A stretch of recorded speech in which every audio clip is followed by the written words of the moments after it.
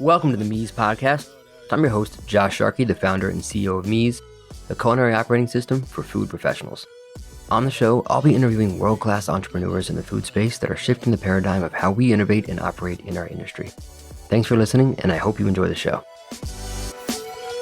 Yo, they say art mirrors life with every stroke of the pencil. I'm giving you folks a glimpse into my experiences you could trace like a stencil. My guest today is Vojtech Vegh, a Slovakian-born chef dedicating his career to the pursuit of zero-waste plant-based cooking. I'll be honest, I had a very different perception of how this conversation would go going into it, and I was pleasantly surprised at Vojtech's ability to be simultaneously pragmatic while still upholding this almost maniacal approach to reducing food waste and still making really delicious food. He's the author of the book Surplus, the Food Waste Guide for Chefs, and now he devotes his time to helping restaurants around the world implement this zero-waste tactics into their daily operations. One of my favorite little tidbits from the conversation was when we dive into what he calls the black truffle mindset. To Vojtech, if we treat every ingredient with the care and respect that we treat black truffles, the outcome will inevitably be less waste. I couldn't agree more, but I also think that treating every ingredient this way is how we make better, more thoughtful, less fussy, more delicious food in general. I hope you enjoy the conversation as much as I did.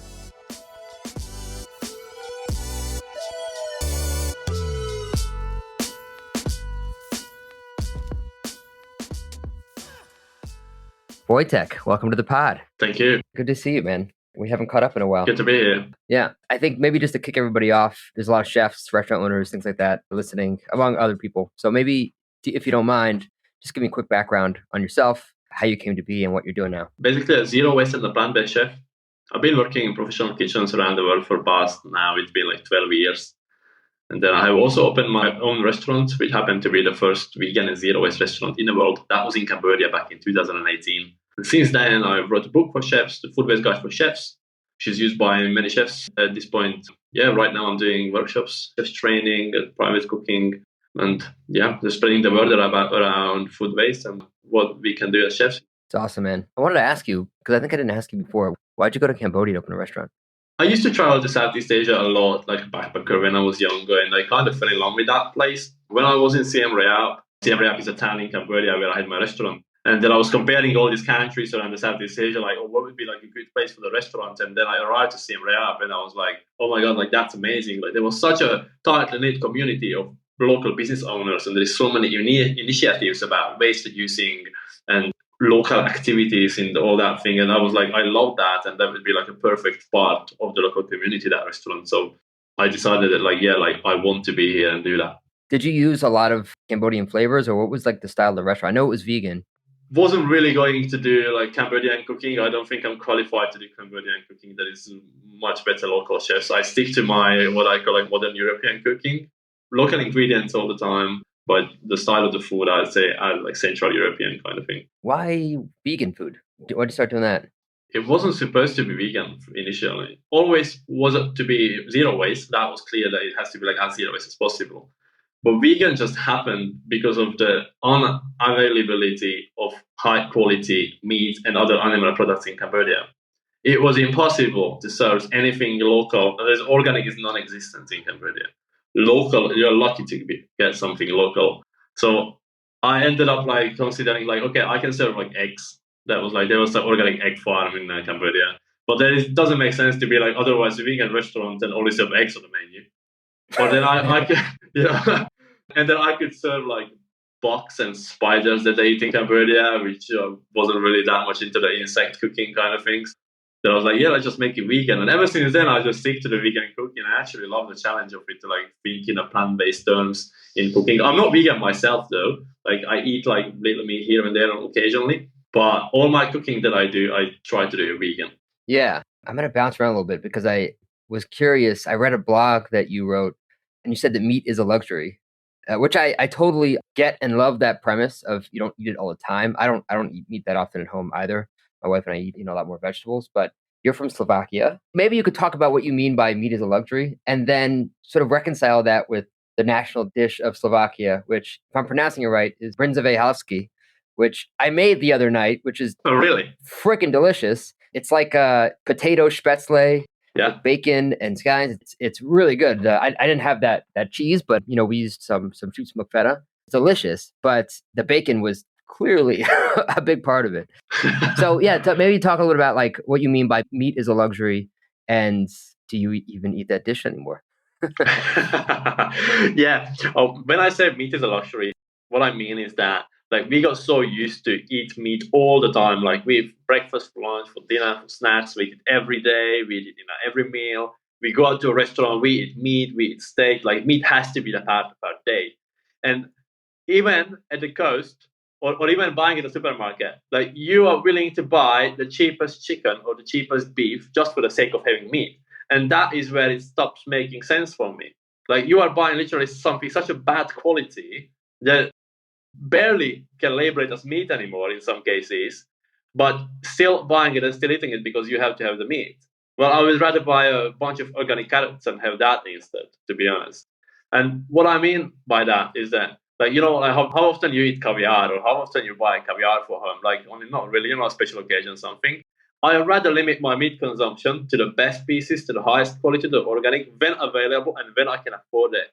I happily eat meat only a couple times a year or like rarely a couple times a month for some. If I can get my hands on a really good quality local organic piece of a meat product. Yeah. I exchange all my other cheap meat and all the other meat parts for a good quality vegetables and fruits and local ingredients. And I have my meat here and there. Yeah. That also means limiting the meat as part of the dishes, to not make the meat as a center of the dish. It doesn't have to be like steak and potatoes. You can cook like a vegetable-based meal and use the meat in a sauce and just like make a meat stock with it. You can make a little bit of meat or just like a meat garnish, and the rest of the dish is vegetables. So that is also like limiting the meat. Like the dish doesn't have to be all about the meat. To be honest, I never thought about that. The brinzowe halušky dish. Also, like, yeah, as that could never come up in a conversation, but that's a good one because I thought about it, and I think it's actually a good example of what I just described, because the bacon by volume is not a big part of the dish. And actually, no. To be honest, the brinzowe halušky is the most common vegetarian dish on the menus in the restaurants.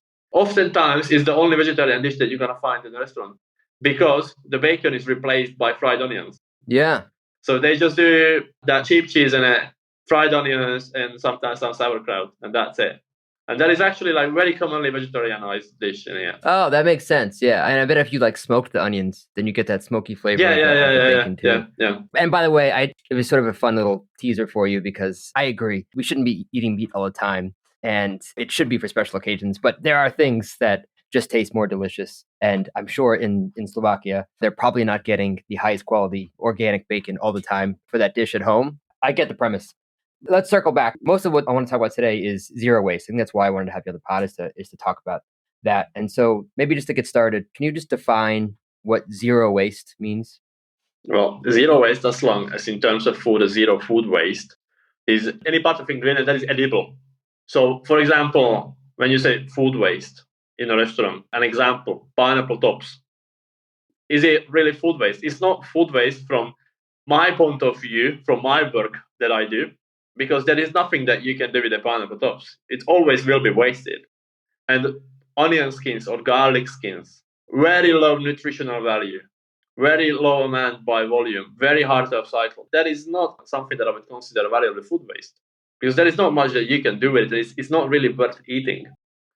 But then there are things like excessive trimmings or potato peels and etc. that are fully edible, more nutritious than the main part of the ingredient, yet are still commonly wasted.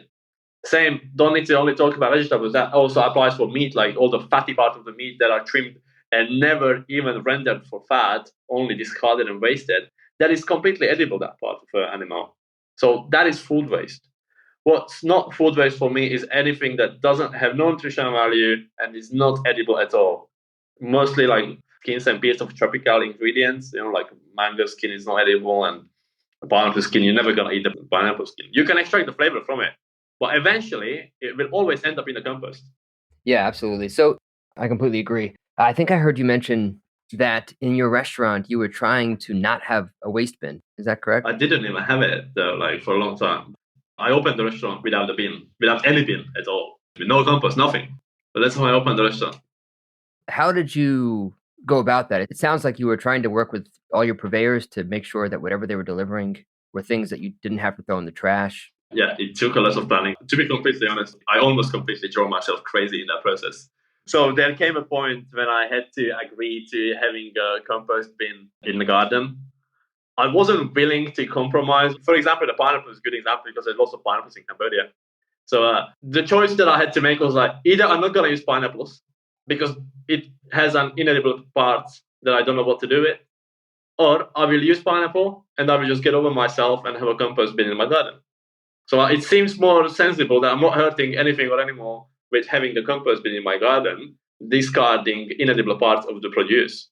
So then I had that. I still did not have a bin for other waste though. What did you do with like the boxes that things came in and the containers from spices? There was no boxes, there was no spices. There was nothing. It was either made from scratch or I didn't have it. Well, what about sugar? How did you get sugar? I didn't use sugar. What about salt? Salt was in a paper boxes, so it went into compost. So anything in cardboard. Got it. There certainly were incidentals or unexpected, because waste will always happen at one point. It will creep up on you. There were cases when I ordered a bag of flour, because the flour comes in a paper bag. Well, but when they delivered it, so it was like double wrapped in cling film and then in a plastic bag. So I'm like, okay, there we go. Then it happened very rarely, but when it did, I just took the waste at home to my apartment with me, and then it just went to the general waste from there. There wasn't anything else. Or in the cases when guests leave behind plastic bottles at the table, it was like, okay, like it happened, now whatever, I have to do something with it. But otherwise, there wasn't anything. I really made sure and took a great care of the fact there wasn't anything, any container, nothing coming into the restaurant that I had no place for. Yeah. And so, I mean, I have a million questions about this. Oil. How did you get oil into the restaurant or whatever fat you're cooking with? Oil was in the glass bottles, and the glass bottles were collected in a local company that were all crushed, basically. Got it. Okay. So by no means was that easy, and by no means I recommend or say that that is possible at any part of the world for anyone in the restaurant. That is, I have certainly went as far as I could, just also for challenging myself. And I can tell you that Cambodia wasn't the best place to do that, since there is like a big plastic obsession in Asia. So like they love plastic in everything and everywhere. I had to make lots of compromises in terms of not having products, of having to change dishes, or like having to look for different purveyors out of the two that was in the town. Like they're very, very extremely limited. Yeah, absolutely. Well, Vojtech, I'm kind of just pushing your buttons a bit to understand how far you go with zero waste. But what I love about your approach, and I want to talk about the book as well, because it's an incredible book called Surplus, but you create a lot of challenges for yourself that some might consider unnecessary. You opened a restaurant in Cambodia that was vegan, where you tried to have absolutely no trash in your entire restaurant. And restaurants are already incredibly hard. And so you create this box around what you do, which I have an affinity for. The more that we create sort of parameters, it actually allows us to be more creative because we have this box around us. So were you intentional in thinking about like creating these challenges for yourself? Or was that just sort of like organically happening because of the situation you were in? That was all careful planning over like 2 years period, approximately, for the restaurant. So I spent a lot of time thinking in Cambodia, and pre-opening, I was still flying back and forth to Europe, Cambodia. I still had a full-time job in England at one point when I was like flying back to Cambodia just to make sure of finding all the distributors. And I would call the restaurant was kind of on the bit of an experimental side. There's certainly not something that I'm saying that everyone can do that anywhere in the world. I also went for everything, not only handmade, but even custom made, local made, and only looking for companies that are supporting the local communities, ideally locally owned, or being like this socially conscious and doing as much good as possible, including the furniture, the staff t-shirts that I'm wearing. I'm still wearing the staff t-shirts that we had in the restaurant, because they are all made from a upcycled fabric that is from the larger industries in a capital, that they are making the cheap t-shirts. So this is all the fabric that is being collected and remade into t-shirts, and they're like handmade, designed aprons, locally upcycled, all the furniture in the entire restaurant, and no chemicals whatsoever, like handmade, like coconut-based soaps and detergents. And the list goes on and like banana papers, upcycled banana trees. And even when I was, because we've been like renovating the restaurant, so even like all the building waste that we collected from the restaurant was eventually ended up building a road in a village from it. I try to get in touch with as many people as possible, make as many contacts as possible to find as many products as possible in Cambodia, and like use only like pick the best of it and use that in the restaurant. Well, that part was mostly successful in that because there is lots of these initiatives and small companies that are doing these good locally handmade things. So I love that about Cambodia. Yeah, yeah. I don't think I could replicate the same thing in Slovakia though, in all terms. Well, I mean, look, I think what's so commendable about what you did and what you're still doing is, obviously you're making a lot of sacrifices to help the industry. You sort of went 10 kilometers so that most of the industry can go a meter, right? So I think you clearly went way above and beyond what anybody probably could do in general in terms of sustainability and mitigating waste and things. But I think you showed that I'm going to go 10 kilometers so that when you're just doing one small thing, it feels very, very tiny compared to what you're doing that's big. So I love that. I wanted to sort of chat about this really cool premise that you talked about. That it's funny because you talk about it through the lens of waste. You call it the black truffle mindset, and I think we can talk about what it means and essentially the idea of being as respectful to a carrot as you are to a black truffle. And you sort of talk about it through the lens of waste, which I think is really awesome. But I think it's also just an incredible sort of way to think about cooking in general, right? Because we tend to overcomplicate food a lot as chefs when we're cooking. Some of that is narcissistic. Some of it is just overcomplicating because we're not executing really well on one small thing. But digging deep into an ingredient is, for a lot of chefs, so much fun, right? And you can dissect. You could just take like fennel, for example, and I want to confit it, and I'll make some fennel oil with the tops, and I'll juice some of it, and maybe I'll sort of glaze something in that, or I'll burn some of the fennel tops and make a dust or something. You can obviously use some raw, and all these ways that I can use fennel. Yes, that is reducing waste, but also I think it's just a much better way of and a more enjoyable way of cooking, right? Because one, you can do so much with one ingredient and really dive deep into it and have a lot of fun and find all the ways in which that thing is versatile. And so many ingredients are that way. I think fennel always comes to mind because there's so much you can do with it, but there's tons. But you talk about this black truffle mindset through the lens of waste. So I'd love to hear your thoughts. You wrote a blog post on it, but maybe just sort of double click on it. When you get black truffles in your kitchen, what do you do with it? You handle it carefully because, like, obviously it's expensive, it's black truffle, blah, blah, blah. Then you're going to store it in a perfect conditions to make sure it lasts long, the quality is the best, and store it in a rice, store it in a container, have a special place, always careful around it, very mindful how you use it. And then it comes to you when you like start shaving it on a plate or something, then you like pick up all the crumbles, make sure all is on a plate, nothing's left on a pass. And like if there is any crumble, any broken pieces, then it goes into the sauce, goes into the oil, or it goes somewhere. So bang, zero waste mindset. You have it. You know how to do it with one ingredient. Now, okay, there can be an argument, but the black truffle is very expensive, more expensive than the carrot, for example. Why should I do with carrots? Well, so a bunch of organic carrots, whatever their cost is, versus 2 little crumbs of black truffle, could be roughly the same. Now, how many carrots you go through in a kitchen and how many black truffle you go through in a kitchen in terms of volume and in terms of weight? You are like extensive trimming of the carrot and all the carrot peelings, and I don't know, like a little bit gone off or a little bit is moldy or something. Then now you're wasting all those high quality good carrots now going in the bin while you are very mindful about your black truffle. Now, financial wise, you are roughly wasting the same amount. Then would you ever like put in a bin a piece of a black truffle because it left in your hand and now you don't know what to do? Let's just chuck it in a bin. Like, I mean, no one does that. Yeah, absolutely. No, I love it. And I hadn't ever thought of it through the lens of waste. And obviously that's a great way for you to sort of help people understand how to think about waste, but certainly even just through the lens of good cooking, I think it makes a ton of sense. So, I just have to ask, you're clearly like deep into this world of trying to reduce waste and be sustainable. And now you're teaching others and you're consulting. And how and why did you get so deep into this path of trying to reduce waste? Where does that come from? I had the idea. I want to open a restaurant. And then when I got into all this kind of food waste lens that I looked at the food right now, that I was like, okay, I open a restaurant, it must be zero waste. So I did that. When I opened the restaurant and I seen like, damn, like that works. And it's like so financially viable, like so much.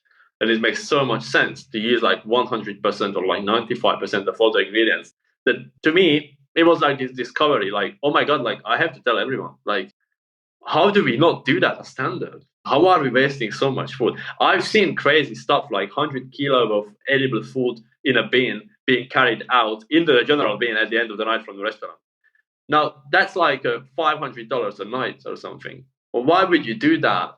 And why would you waste like so much food? Like there is so much food waste happens throughout the entire chain of the food system.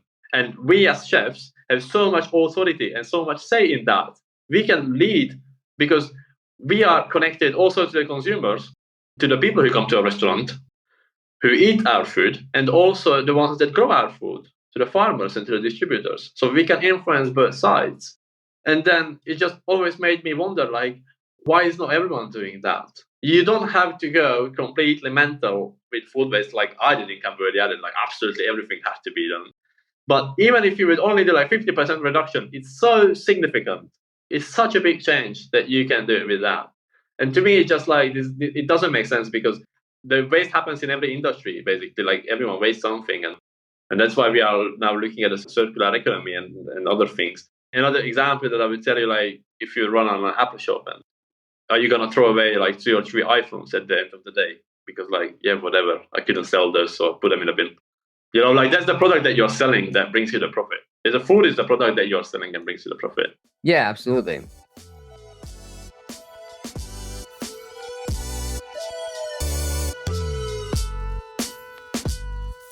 This podcast is brought to you by Mies, the culinary operating system for food professionals.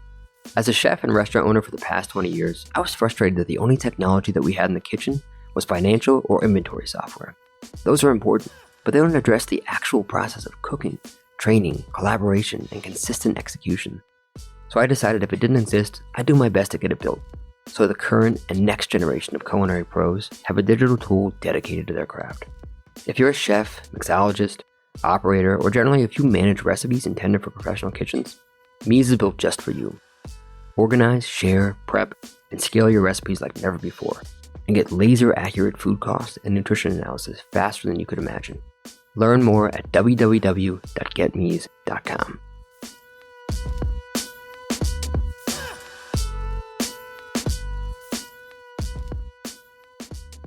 So the genesis of you getting into this sounds like it was really just you realized that there was a huge cost savings and you just sort of dug really deep in from there. I always had this mindset and everything. I just question everything.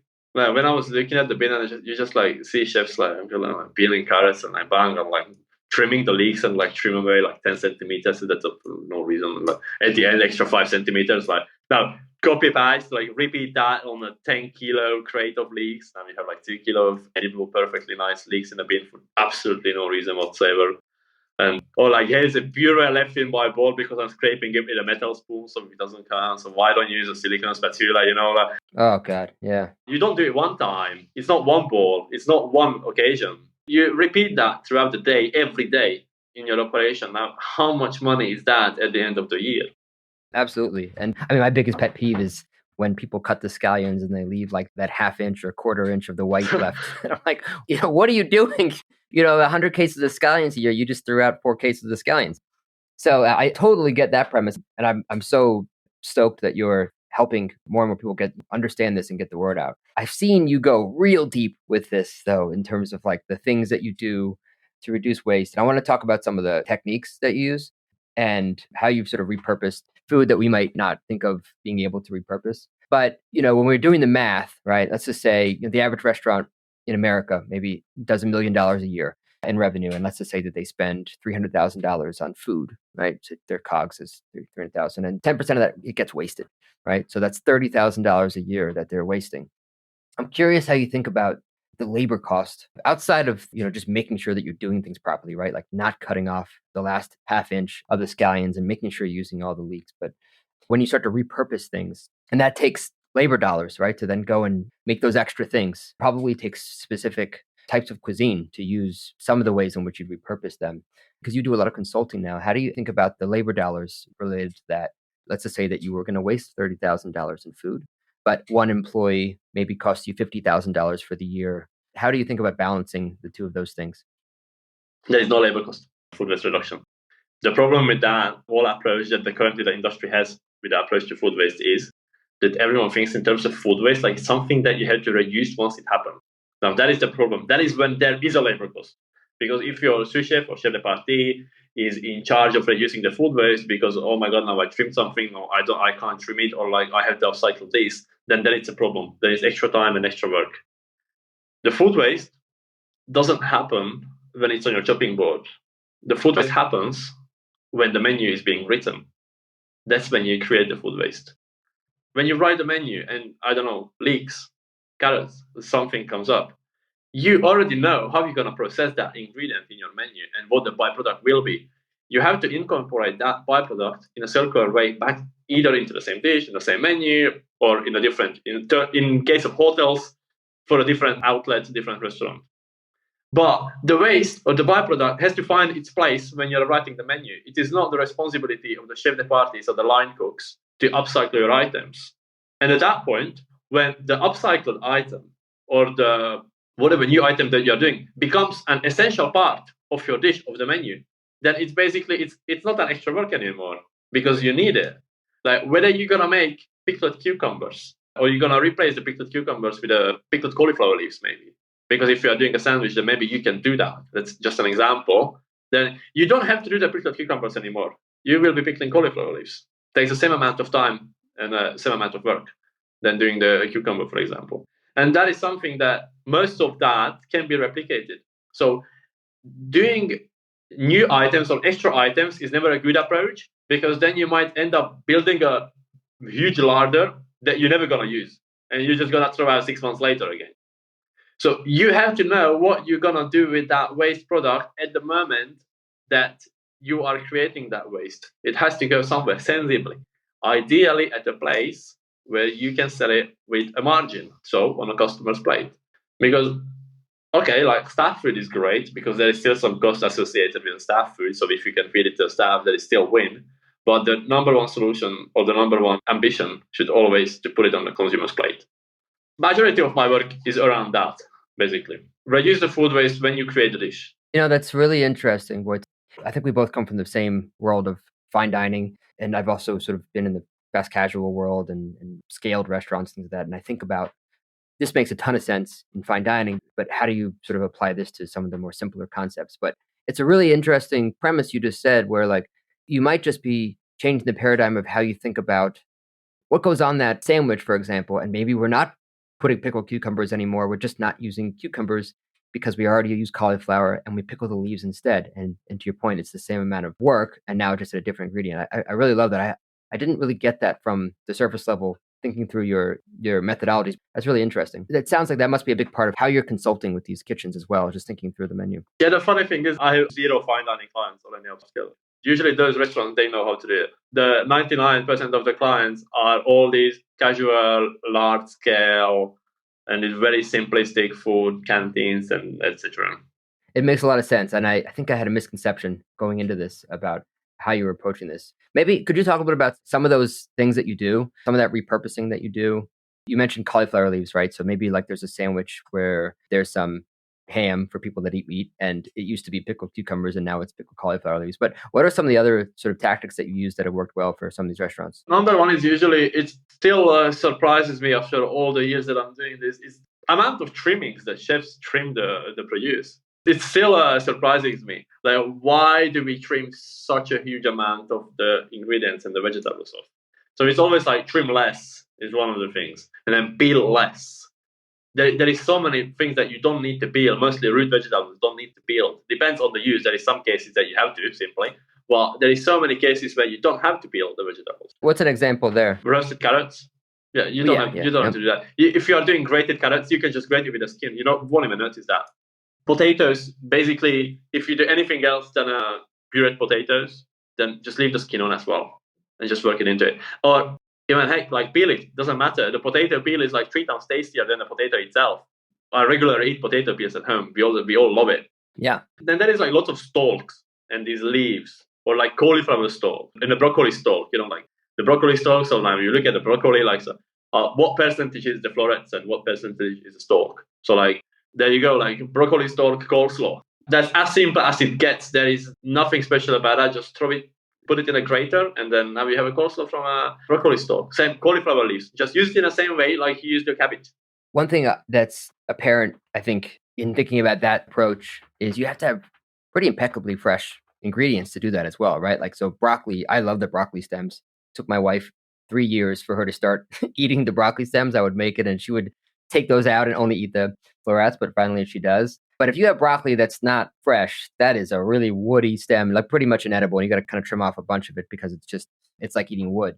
Same thing with like asparagus and things like that. So I imagine part of what you're doing with these restaurants is just helping them source better because you can't use commodity asparagus or broccoli and achieve this. I always say the whole zero waste thing is always about maximizing the flavor and the quality and not the other way around. You should never compromise the quality, the flavor, and the safety of the food for the sake of reducing waste. So obviously when you have like yellow cauliflower leaves, that is bin. You're not even trying to save that. Why would you feed or eat anyone with yellow cauliflower leaves or like these ugly black broccoli stems? But then you can tell that there is something wrong with that broccoli already if it's gone black. So probably not a good idea to use it anyway. Never use anything that you don't feel safe about or doesn't even look good. There is sometimes I get those ugly potatoes that are all beaten up and black. So I mean, you're not gonna use those peels. It's okay. Like there is always gonna be some waste, and it's always you need to think about like you're prioritizing the flavor and the quality and the safety, you're feeding the public. Yeah. So it's never for the sake of those other things. Like in the first place, what we're cooking has to be delicious. Because otherwise there is no point that if I present you with a zero waste dish that doesn't taste good, then that is certainly not helping. I'd love to hear maybe like an example of like a dish you helped one of your clients, something that we're used to eating that you changed by using this process. It's not so much about changing a particular dish. It's more about looking at the byproduct of the dish and where that byproduct can go. Let's just go back to the cauliflower because it's a good example and it has a large amount of waste by default, basically. You make a cauliflower gratin, but you're not utilizing the cauliflower leaves because you don't know what where. So there is always like this 40%, it's actually 40% of the weight of the cauliflower, the leaves goes to the bin. But you are doing, call it a side salad. Well, it was a self-help restaurant, where it was just like big balls and presented out. So like there was a croissant, there was salads, and there was like a couple other items and etc. stuff. So now the restaurant was buying white cabbage and lettuce and other ingredients to make a salad with it. Now the cabbage wasn't used anywhere else, only for that salad. And you was wasting cauliflower leaves. So that was like obvious in the first minute for me, like that is something that you can change right away on the spot. Like from tomorrow, the cabbage don't need to be ordered. You can just go with the cauliflower leaves because you have more than enough cauliflower leaves to change the cabbage in the salad. These are the things that you can change on the spot, basically. There is not much thinking has to go around because it's like so simple. Making crumbles or like crumble for a dish for a topping. Now you order ingredients for that, like seeds and nuts, and then you blend it and then you toast it, roast it. So you have this like the nutty crumble for something to sprinkle on something. Or you can take potato peels and roast them with spices and blend them down, and then you have the same crumble, if not even more tasty. Those are these immediate quick fixes. Yeah. Why don't we talk about your book for a little bit? Because that's obviously a lot of what we're talking about here is in the book. When did it publish? And what do you hope that people get out of this book? I'd love to just hear your thoughts on how it's been since you published it. Book's been out since 2021, February. It's actually been 2 years now. I expected like 2 sales. My girlfriend and my mom will buy it. We had very, very, very good sales for me being completely unknown, a new author, first book, independently published without any publisher behind the back. Sold thousands of copies as of now. And companies buying it in bulk and distributing it for the chefs and the clients. And that is kind of the goal of the book, to make sure that it gets into the hand to chefs and to as many as possible. And it's a perfect way when a company distributes it for their staff, for their chefs, because it comes from their authority, their seniors, and it gets to their hand. So that is the end goal of the book. The book can only have so many pages to avoid like having 1,000 pages. That is definitely not everything in a book. The book is like the starting point to have this kind of open mind and like to change the mindset and to offer a different view, like the things can be done differently. It's not about giving you a complete solution and like tell you everything about that, but it's about this like opening the mind and like the first point of access to like the food waste reduction. Yeah, it's incredible. You're going to be gifting some to my team as well. Good. It's a really great book. Are you thinking about another book? Thinking is a correct word. How do you think about sort of like the viability of this zero waste approach becoming ubiquitous in the food industry? It will have to at one point. If you are wasting food, then you go bankrupt. I kind of genuinely feel sorry for you. I'm sorry, like, I mean, come on, like you're doing business and you're wasting the main product that you're selling, so you go bankrupt. There is no reason to cry for that. You have to adapt. I mean, look at the state of the world that we are in now. Look at the state of the industry. What is everyone doing? Like the food waste trend is so huge, and I don't dare to call it a trend because I hope it's not a trend. That it's something will become a standard, which is the intention of my work to make this something normal. So we don't have to call it like, oh, this is a zero waste restaurant, because there won't be a reason to mention that or highlight that point, because everyone would be like kind of zero waste or like having these waste reduction initiatives. That is something where I would like to see that. Yeah. Well, there's only one Vojtech, and you can only be in so many places. How do you recommend people like start working on this if they're not working with you? Especially, it sounds like you're working with a lot of sort of like casual restaurants. And I think this is probably a huge value prop for them. How can they get started if they don't have access to you? Obviously, reading the book is one way. Is there anything else that you recommend? And also, is there like infrastructure or things that you think are good ways to start? There is no one size fits all solution. So what I recommend to one restaurant will most likely not work for the next one. So book is always a good place to start, but in general, is having that mindset of questioning everything. Like, do I really have to do things the way I'm doing it? Do I really have to process the vegetables the way I'm doing it? Like, can I really not do that? There is so much that goes down to planning. It's really about focusing on the planning. Like, 80% planning, 20% executing. Basically, it's all about the kind of mise en place that you do in the kitchen. And it's especially, this is the responsibility of the executive chefs or whoever is in charge of creating the dishes and the menus. So you should never blame your chef de partie or sous chef or the level ranking chefs for creating waste, because it's the responsibility of the person who wrote that dish. The cauliflower didn't decide that the leaves gonna be wasted. The chef de partie didn't decide that the leaves gonna be wasted. It's the person who put the cauliflower gratin on the menu and didn't utilize the leaves. That person decided that leaves gonna be wasted. So you have to look at the right place of like who's sitting in the office, who's writing those words and the dishes on the menu, and that's the person who has to think about that. Yeah, it's certainly a mindset shift. Are there chefs that you see that are doing this really well, or just generally any mentors or people that inspire you in the industry? A lot, yeah. Douglas McMaster, Silo in London, the first zero waste restaurant in the world. I spent a month working with them back when they were still in Brighton. That was a huge push and a huge eye-opening experience for me, and I'm sure for everyone else. Yeah, I dined with them the other day in London too. Oh, very cool. Yeah, what comes to my mind is Adam Handling, also in London. Very nice zero waste, one Michelin star restaurant. I love that kind of food because it doesn't scream zero waste at the first sight. You don't see that. And it's just like so beautiful and pretty. What goes on behind the scenes is like zero waste done. And I'm sure that there is many others that not come to my mind. Oh, Matthew Orlando just closed the Amas in Copenhagen. So a huge zero waste initiative in there for sure. Cool, man. Well, thanks for sharing those. I asked this question of myself, and then I've been asking it to guests.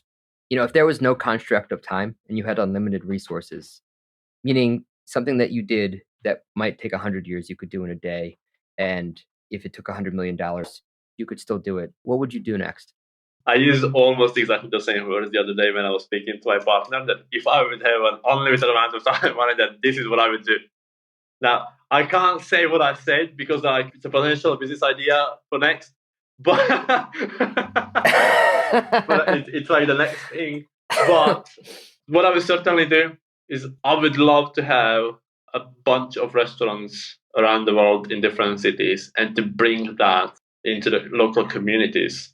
So like opening a cluster of restaurants here and there and being really community-focused places that helps the local communities, uses local products, supports all local initiatives while being profitable because we are not wasting any food and like all these good win-win-win kind of thing that like ticks all the boxes. That is certainly one of the things that I would go for. Very cool, man. Okay, we're going to wrap up here, but I think you saw I want to do a little food challenge with you. Although after speaking with you, I'm only going to do a few of these. But are you up for it? Yeah, tell me. Okay, cool. I'm going to list a couple things, ingredients or sort of byproducts, and I want you to come up with some innovative, sort of delicious ways that you would use these up. And the curveball being that we can't create any standalone powders or chips or purees. You could turn them into a dish, but we won't say like, oh, I'll make a powder out of the skin. And I think I'm not going to use, well, I'll say it. This one, now that we've spoken, I think this might be a bad example. But the leftover vegetables from a brine, like from brining, like a ham or a turkey or something. when we used to do that, we always put those vegetables under the ham or the turkey when you're baking it. So you take all those vegetables, you put it in a tray, and then you put your meat on it. And then you make the kind of demi-glace or the sauce from that vegetables that are at the bottom of the tray. Mm-hmm. Nice. And how about the vegetables from like a stock, whether the mirepoix or if you're making like a mushroom stock or something? Blend it down, put it through a chinois, add some spicy seed, add some mustard seed, a pinch of agar-agar or gelatin, turn it into a pate. Nice. All right, cool. The dark green of a leek. Most likely can be used at the same place where the other part of the leek was used. If not, made for a beautiful oil. And to take it a step further, you can char-grill those green tops and then make an oil from it. Yeah, nice. I like that. Okay, the whey from feta. I would probably use it for brining other ingredients like vegetables. I did the other day a brined lettuce in a sauerkraut juice. So I could probably pull off the same thing with a feta juice, the brine. Or brine the vegetables and so maybe that thing should have active bacteria in it. So if it does, then you can use it for starting the ferments or fermenting vegetables in that brine. I like it. All right. Okay, we're going to stop there. That was awesome. Great, man. Well, Vojtech, this was great, man. I'm glad we could catch up. And congrats on all the success. And thank you for doing what you do to help the industry learn more about wasting less. And I hope you continue doing what you do. So thank you. Thanks a lot for having me. It was good to chat. Yeah.